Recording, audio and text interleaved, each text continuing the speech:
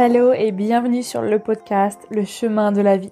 Je m'appelle Justine Hill, je suis entrepreneur passionnée par le développement personnel. Ma mission est de te guider sur le chemin de la guérison, vers l'éveil spirituel et la paix intérieure. Je t'aide à reprendre le pouvoir sur ta vie et je suis persuadée qu'il y a un potentiel énorme à l'intérieur de toi qui ne demande qu'à être révélé. Je fais de mon mieux pour te donner un maximum d'inspiration et d'amour au quotidien afin que tu fasses rayonner la lumière qui est en toi. Alors dépasse tes peurs et écoute ton cœur. C'est la clé du bonheur. Accepte de guérir pour mieux te reconstruire. Et si tu aimes ce podcast, n'hésite pas à le noter avec la note de 5 étoiles sur iTunes, sur Apple Podcast et Spotify. Tu peux aussi le commenter sur YouTube et n'hésite pas à le partager à quelqu'un qui en aurait besoin. Bonne écoute!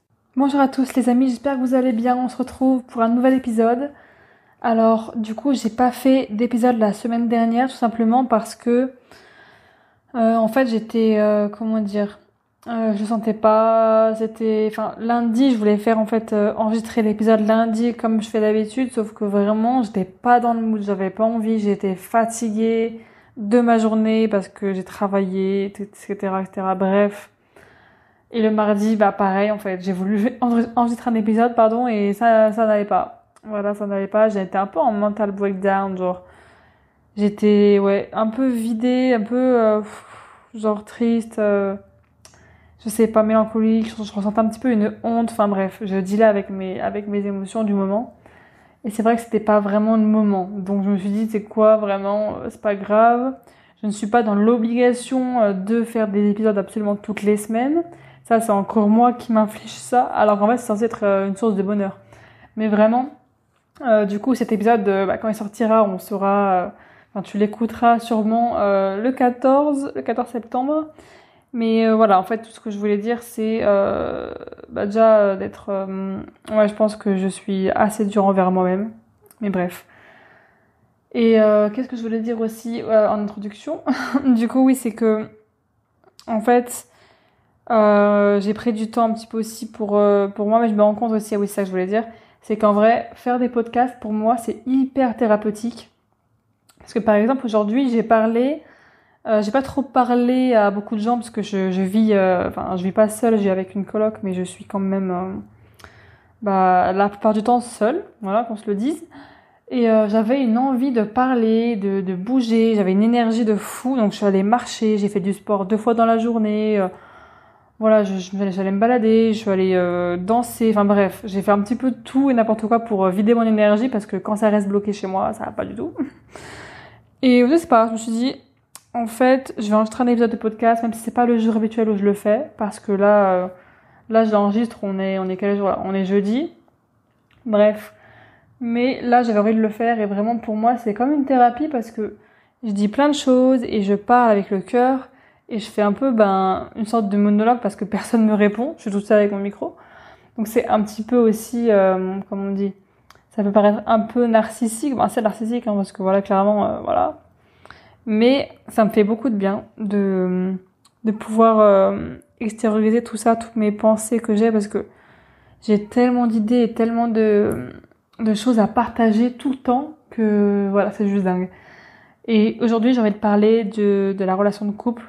Et plus particulièrement des couples à distance. Alors je sais que ça va pas parler à tout le monde, parce que c'est assez rare des personnes qui sont en relation à distance, mais il n'empêche que je pense que ça peut parler à tout le monde, dans le sens où j'ai pas parlé que de la notion de distance, je vais surtout parler de la communication dans le couple, et le couple de manière générale, les émotions, etc., les besoins de l'autre, de chacun, voilà, donc je pense que ça peut vraiment résonner avec pas mal de personnes d'entre vous.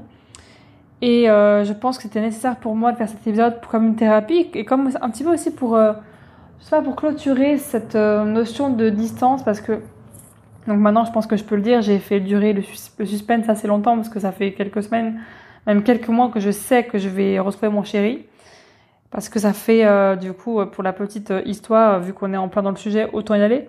Ça fait 9 mois qu'on s'est pas vu. Donc voilà, je sais qu'il y a des gens ils vont dire oh my god, 9 mois, moi je pourrais jamais. Je sais pas comment elle fait, c'est pas possible. Ça doit être super dur, quel courage ou alors ah mais du coup vous êtes pas vraiment ensemble ou machin. Bon ça c'est un peu des remarques que j'ai eues tout au long tout au long de qu'on était loin quoi. Enfin de plein de personnes différentes. Mais aussi des gens qui sont qui étaient hyper positifs en mode vous m'inspirez beaucoup, c'est incroyable, j'aimerais tellement avoir une histoire d'amour aussi sincère que toi, etc. Bref, et ça c'est un petit peu, du coup, je rebondis un peu sur le post que j'avais fait sur Instagram par rapport à ça, parce que c'est vrai que je parle très peu de mon couple sur les réseaux, parce que j'aime pas trop non plus étaler ma vie privée. Et là, le but c'est pas de vous raconter exactement ma relation de A à Z, la rencontre, le machin, le truc, ce qui s'est passé. Pas du tout, là c'est juste pour vraiment faire quelque chose de assez général et de parler de sujets qui sont importants. Mais du coup, voilà, donc j'ai fait un petit peu patienter parce que ça fait quelques mois que j'en parle, mais que je dis pas vraiment qu'est-ce qui se passe vraiment. Donc ça fait 9 mois en fait qu'on s'est pas vu.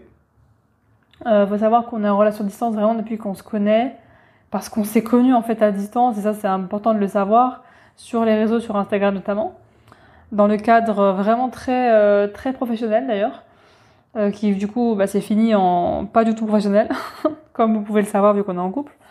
Mais bref, et ouais, à cette époque-là, j'étais en Écosse, lui était au Canada. Enfin bref, on a beaucoup voyagé et bougé en fait. Et ce qui fait qu'on n'était jamais au même endroit. Du coup, on a toujours été à distance. Et on s'est vus régulièrement, surtout en France, pendant la période où on était en France. Là, on s'était pas mal vus. Donc on s'est vus je ne sais combien de fois, enfin plein de fois. Mais surtout, depuis janvier 2022. Donc là, ça fait à peu près, un peu plus d'un an et demi qu'on est ensemble. Et depuis janvier 2022... Et du coup, il est reparti au Canada, à Montréal, et moi, j'étais restée en France, et après, je suis partie à Lisbonne que en mars. Mais bref, en gros, sur le total, ça fait quand même 9 mois qu'on s'est pas vu, et là, depuis fin juillet, je sais que je vais le voir, du coup, à Montréal, donc maintenant, je peux le dire, parce que, voilà, c'est plus une surprise, de toute façon, vous allez le voir si vous allez regarder mes stories. Et je suis tellement, en fait, contente, excitée. Je sais pas, là ça s'entend pas trop parce que je suis plus posée et tout, mais vraiment vous avez pas idée d'à quel point je suis impatiente. En plus moi je suis quelqu'un déjà de hyper impatiente de base, donc pour moi c'est hyper pour moi c'est une aventure parce que déjà je ne suis jamais allée en Amérique. Je suis déjà allée en Chine, en Europe, dans pas mal de pays, mais c'est vrai que en Amérique c'est first time, voilà, première fois. Donc c'est une nouvelle aventure, même si je reste que 2 semaines pour l'instant. Peut-être que ça va évoluer sur autre chose, je sais pas. Bon ça je vais pas en dire plus parce que j'en sais rien en vrai. Mais voilà, c'est une grande nouvelle et puis pour moi aussi c'est un peu une bénédiction. Enfin vraiment c'est quelque chose que j'ai tellement attendu en fait, j'ai tellement prié et quand je dis prier, c'est j'ai demandé à l'univers. J'ai posé mon intention, je voulais vraiment tellement le revoir pendant tout ce temps parce qu'il faut savoir que de janvier à juillet, août, genre même fin juillet, on va dire. Ouais, de janvier à juillet, en fait, je ne savais pas quand c'est que je les revoir. C'est-à-dire que j'étais dans l'incertitude totale. Dans vraiment le lâcher prise, j'avais pas le choix. Hein. Ah, parce que là, si je voulais contrôler, j'allais être tellement malheureuse parce que vraiment, j'avais vraiment aucune idée de quand est-ce qu'on allait se revoir. J'étais même en train de douter si on allait se revoir un jour, pour vous dire. C'était vraiment une période assez compliquée. Surtout le mois de janvier, c'était vraiment le départ, le début. Et moi, c'était un petit peu la douche froide, quoi, parce que j'ai plein de traumas qui sont revenus, la dépendance affective qui est revenue à pleine bille. Moi qui pensais l'avoir, entre guillemets, vaincu. Et après, j'ai compris que ça marchait pas comme ça. Voilà, plein d'épreuves. Le fait de pas savoir, d'avoir des moments de doute. Et en vrai, pour être honnête avec vous, j'ai voulu le quitter je ne sais combien de fois, hein, en vrai, hein, et véridique, parce que je me suis dit, mais qu'est-ce que je fais là? Qu'est-ce que je fous? Parce que pour moi, c'est insoutenable, j'en peux plus. Il y a des jours où ça allait, des jours où ça allait pas, du tout, vraiment, c'était très intense. Voilà, c'était compliqué, et en fait, les jours où j'ai voulu le quitter, c'est vraiment parce que mes émotions, j'étais tellement dans l'émotionnel, tellement dans l'émotion à vif, à fleur de peau, que je ne savais plus quoi faire. C'est pas vraiment avec mon cœur que je disais ça, parce que sinon, je serais pas là à aller le voir du coup, quand tu vas écouter ce podcast, ce sera le lendemain, parce que je pars du coup le 15. Voilà, c'était plutôt mon ego et mes émotions qui s'emballaient, et surtout mon ego qui était très fort avec ses peurs, donc voilà. Mais voilà, vraiment, j'ai vraiment voulu le quitter plusieurs fois parce que j'en pouvais plus. Je n'en pouvais plus littéralement. Ah bah d'ailleurs, je vois juste un avion qui décolle ou qui se pose, je sais pas. Parce que du coup, on est à côté de... Enfin, j'habite à côté de l'aéroport. Ah oui, parce que d'ailleurs, j'ai déménagé. Je vous l'ai pas dit ça, mais j'ai déménagé. Mais ça, si, je crois que j'ai dit dans l'épisode dernier sur la manifestation, que tu peux aller écouter d'ailleurs. Mais bref, ouais, du coup, j'ai déménagé, donc j'entends les avions décoller et atterrir. Du coup, j'y pense tout le temps. Voilà, voilà. Donc pas mal de changements en ce mois de septembre, hein. C'est vraiment très mouvementé, beaucoup de choses qui se passent, mais bref. Et voilà. Et en fait, pour moi, le fait de ne pas avoir vu mon copain pendant 9 mois, donc il faut que je vous explique un petit peu mon ressenti, tout ça. Voilà, donc au début c'était très dur de pas savoir la date, mais je me dis d'un côté, heureusement que je savais pas parce que ça me permet peut-être d'être un peu plus dans le lâcher prise, dans vraiment laisser la vie faire et me focus sur l'instant présent, sur des moments de qualité à passer ici à Lisbonne, avec mes amis, avec des connaissances, en faisant des visites, des voyages, etc. Ça me permet de vraiment me libérer, de pas savoir et juste de profiter de là où j'étais parce que franchement, Lisbonne, j'ai vraiment énormément profité de cette ville. Beaucoup plus que quand j'étais en Écosse. Franchement, j'ai adoré. Bon, c'est pas encore la fin, mais pour moi, c'est quand même c'est quand même une fin de cycle parce que ça change quoi. Et après, bah, de juillet à septembre, là, je savais la date. Du coup, j'ai dû patienter. Mais vu que ça durait même pas 2 mois, on va dire que c'était un peu plus pas simple, mais ouais, enfin, si un peu plus simple parce que moi, je me suis pas dit alors attends, je vais attendre 9 mois avant de le voir, non.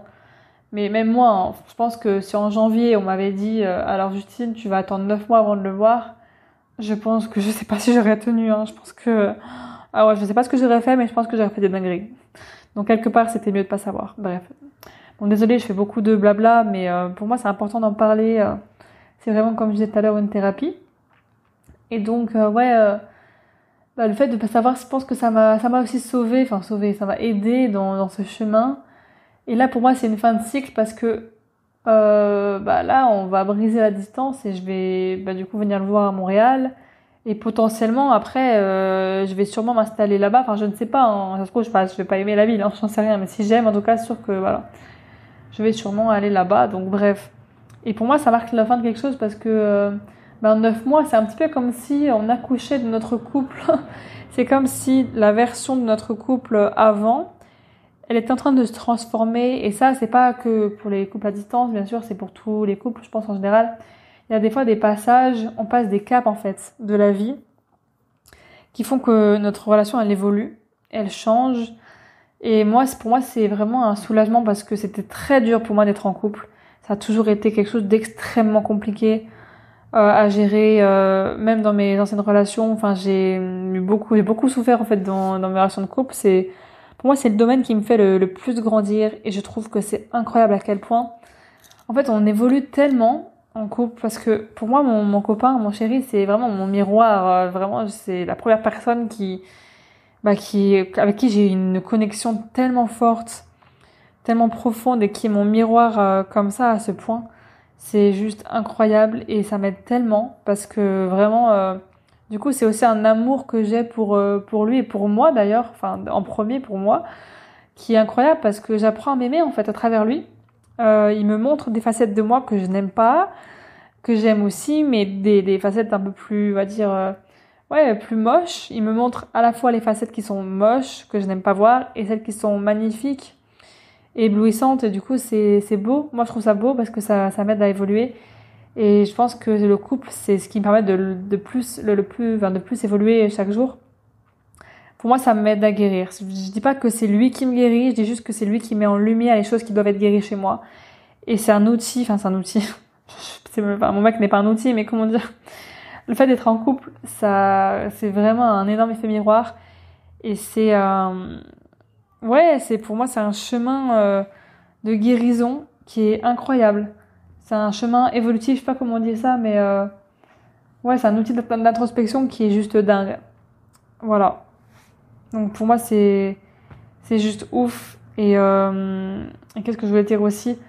Ouais, donc c'était pas facile, mais on va dire que pour moi, là, 9 mois, c'est une fin dans le sens où c'est une fin de cycle. Donc c'est comme si on accouchait de nous-mêmes. Et ça me fait plusieurs fois.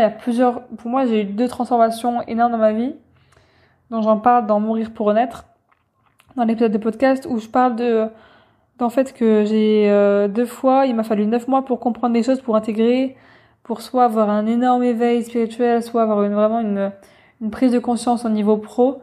Et à chaque fois, c'était un laps de temps de 9 mois, comme si c'était le temps qu'il fallait pour mourir et renaître. Et là, c'est vraiment ce qui est en train de se passer. Et je sens qu'il y a une fin de cycle énorme. Parce que pareil, là, on va se voir 2 semaines. Et la première fois où on s'est vu, je me rappelle, ça a duré pareil 2 semaines, hyper intense. Enfin bref. C'est comme s'il y avait plein de synchronicités qui me faisaient comprendre que, je sais pas, c'est la fin de quelque chose pour commencer quelque chose de beau. Parce que voilà, ce que je n'ai pas dit aussi, c'est que dans ma relation de couple, j'étais quelqu'un de très compliqué et de très toxique. Et maintenant, j'arrive à le dire en étant totalement OK avec ça. Mais avant, quand je disais ça, j'étais tellement, en fait, je me disais, mais merde, je suis un monstre. Du coup, ça me faisait, mais ne pas m'aimer du tout, hein. J'étais totalement dans le désamour de moi. Parce que je me disais, je suis un monstre, je suis quelqu'un d'horrible, etc. Et en fait, c'est juste que mes peurs étaient tellement, mes blessures étaient tellement réveillées, qui me faisaient tellement mal, et je savais tellement pas comment les gérer, que je les mettais sur l'autre, son partenaire, et que du coup, j'explosais, en fait, sur lui, un peu comme un bouc émissaire.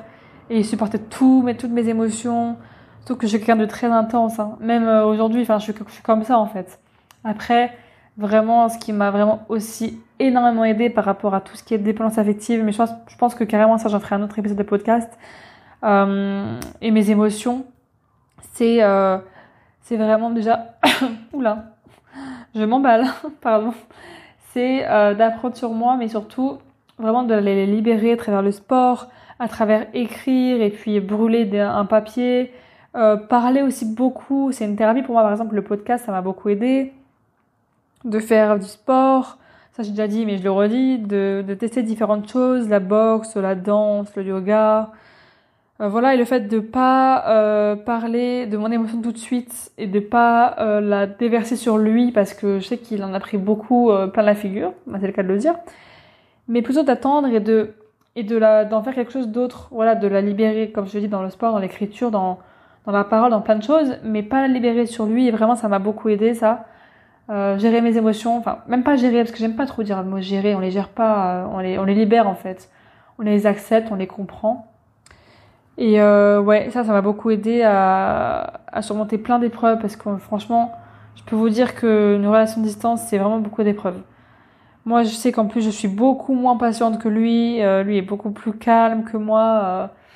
Voilà, il est beaucoup plus dans l'acceptation de ce qui est, quoi. Alors que moi, j'étais un petit peu dans la résistance, même beaucoup.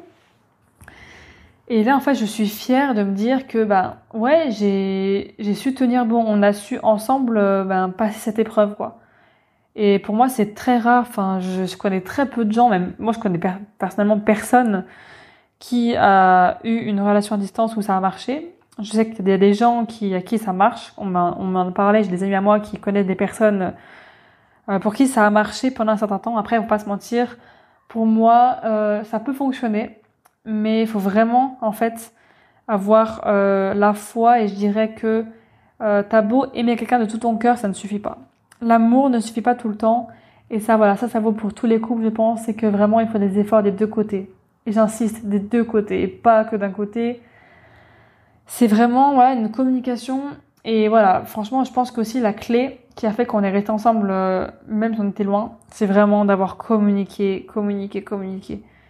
Moi, c'est simple, c'est que dès qu'il y avait un truc qui me dérangeait, bon, je libérais mes émotions ailleurs, ok? Mais il fallait quand même en parler. C'était quand même super important de poser et de parler ouvertement. Et pour moi, c'était compliqué parce que j'ai dû être très vulnérable. Et être vulnérable en parlant en visio, c'est encore plus dur qu'en vrai. Donc voilà, c'était assez challengeant. Et franchement, je pense que la communication, c'est la clé. De manière non violente, en essayant de toujours parler de soi et de ne pas accuser l'autre. Donc voilà, c'est la communication non violente, c'est par plein de choses, en gardant toujours les petites attentions et en ayant tout le temps cette présence. Enfin, franchement, moi, ce lien avec lui, je l'ai toujours senti. Il n'y a pas un moment où je me suis dit, oh, mince, il est plus là. Comment ça se fait? Genre, je comprends pas, je ressens plus rien. Non, pour moi, il n'y a jamais eu ça parce que c'est comme si je pouvais sentir ce lien qui nous unit. Alors, c'est trop bizarre, hein, mais vraiment, je pense qu'il faut le vivre pour le comprendre tout le temps, en fait. Même des fois, je suis toute seule, comme là, je vous parle. Je sais qu'il fait sa vie, je l'ai pas parlé depuis hier soir, là. Enfin bref, on s'en fout, mais parce que des fois ça m'arrive aussi de pas lui parler tous les jours, hein. Mais je sais qu'il est là en fait. Même s'il fait autre chose, peu importe en fait, je sais qu'il est présent. Et pour moi, cette présence, elle est super importante parce que vraiment je le ressens avec mon âme. Et ça, c'est un lien, je vous jure que faut le vivre pour le comprendre. Et moi, j'ai jamais vu que ça toute ma vie, même si j'ai que 22 ans. Voilà, c'est une relation pour moi qui est très particulière et je sais que je ne retrouverai jamais ça nulle part ailleurs. Voilà. Après, j'ai pas trop forcément envie de parler de type de relation, d'âme sœur, de flamme jumelle, tout ça, parce que c'est pas le but de mettre des relations dans des cases. Et c'est pas mon but là avec ce podcast, c'est juste de faire comprendre que, en fait, si on aime quelqu'un vraiment, bah voilà, pour moi, la distance, c'est pas une excuse. Bah, bien sûr, comme j'ai dit tout à l'heure, il n'y a pas que ça. Il y a bien plus que ça. Je veux dire, l'amour ne suffit pas, mais c'est quand même, la base en fait. Et vraiment, ça a mis beaucoup de choses en lumière chez moi. Cette relation qui s'est faite à 9 mois à distance, ça a été très dur. Il y a des fois où j'ai voulu abandonner, j'ai voulu quitter, hein, vraiment. Et des fois où je me suis dit non, franchement, laisse tomber, c'est l'amour de ma vie, quoi. Bon, après, voilà, on n'en sait rien, mais vraiment, je pense que le plus important, c'est de s'écouter. Comme moi, je sais pas pourquoi, mais je sais que c'est ça qui est bon pour moi. Je sais que c'est bon de rester avec lui et je sais que c'est ce qu'il fallait que je fasse. Je le sentais au fond de mon âme. Mon âme me criait de me dire non, Justine, n'abandonne pas, tu vas voir. Quand tu auras vaincu cette épreuve, quand tu auras dépassé ça, ça va être magique. Et c'est pour ça que pour moi, la foi, c'est une valeur tellement immense parce que c'est la foi qui m'a permis d'être toujours là et d'apprendre à m'aimer parce que être à distance, c'est comme si j'étais seule, mais à la fois je suis en couple. Ça m'apprend aussi à m'aimer, à passer du temps avec moi-même, avec ma personne, sans personne d'autre, apprendre à être seule parce que je suis toute seule ici, j'ai pas ma famille ici, je suis à Lisbonne toute seule, sans mon chéri, sans ma famille, loin de tout le monde et pourtant j'ai créé des liens juste incroyables ici. Je me suis fait des amis, j'ai des souvenirs de dingue ici, enfin, voilà. C'est très beau. Et voilà, et limite en vous disant ça, j'ai les larmes aux yeux. Là, je me sens hyper vulnérable en parlant comme ça, mais bon. Bref, c'est pas trop dans mon habitude, mais moi je trouve que c'est beau parce que quand tu trouves la bonne personne, en fait, t'as tout qui est une évidence. Alors, je sais pas comment vous dire, et même si c'est dur parce que Dieu sait à quel point j'ai eu beaucoup enfin, quand je dis Dieu, voilà, c'est pas du tout une connotation religieuse ou quoi, hein, c'est juste, voilà, l'univers, enfin, voilà, on s'en fout. Je sais à quel point c'était dur pour moi parce que genre j'ai appris à être bien avec moi-même tout en étant en couple, à dépasser cette distance, le fait de pas avoir de contact physique, d'affection, voilà, il y a plein de choses en fait, mais je l'ai fait et voilà. Donc si vous vivez ça, ne vous inquiétez pas. C'est que voilà, j'ai envie de vous dire tout ce qui m'arrive à moi ou tout ce qui nous arrive à nous en général en tant qu'être humain, c'est qu'on devait passer par là. Et les épreuves, ça nous forge. Et bon, après, je dis pas, oui, il faut absolument rester dans la relation, même si c'est à distance, parce qu'il faut vaincre ça. Non. Ça dépend. Après, si vous n'êtes pas du tout à l'aise avec ça et que vous n'avez pas envie, vous n'avez pas envie. Et puis voilà, c'est tout. Ça dépend de chacun, mais vraiment, il faut vraiment écouter son cœur. Pour moi, c'est la base. Et dans un couple, vraiment, je pense que l'amour, c'est la clé de tout. En vrai, c'est pas que dans un couple, hein, c'est dans la vie en général. Et s'investir aussi et savoir ce qu'on veut, s'engager. Enfin voilà, il y a plein de choses autour de ça, cette thématique qui est tellement grande et vaste qu'est le couple. Mais voilà, en tout cas, moi, mon partenaire de vie m'a beaucoup aidé sur ça, à guérir de mes blessures. Et pour moi, c'est vraiment voilà un chemin introspectif de fou. Je pense que c'est l'un des plus grands. Parce qu'il y a plusieurs domaines. Après, il y a aussi, je pense, l'entrepreneuriat, le voyage. Mais vraiment, le couple, c'est particulier. Donc voilà. Je pense que je vais m'arrêter là. En tout cas, voilà, ça me fait du bien de parler là. Ça me fait beaucoup de bien. Et je suis super excitée, vous n'avez pas idée, parce que là, le prochain épisode que je vais faire, je le ferai du coup à Montréal, donc si tout se passe bien. J'ai super hâte. Je vous envoie plein d'amour. Si vous êtes en couple, je vous envoie plein d'amour. Profitez un max avec votre partenaire ou vos partenaires, je ne sais pas. Et si vous êtes célibataire, vous inquiétez pas. Je veux dire, on n'est pas obligé d'être en couple pour être heureux. Et dans tous les cas, tout arrive à nous. Tout ce qui doit nous arriver, nous arrivera. Voilà, c'était le petit mot de la fin. Je vous embrasse fort et je vous dis à la semaine prochaine. Ciao, ciao!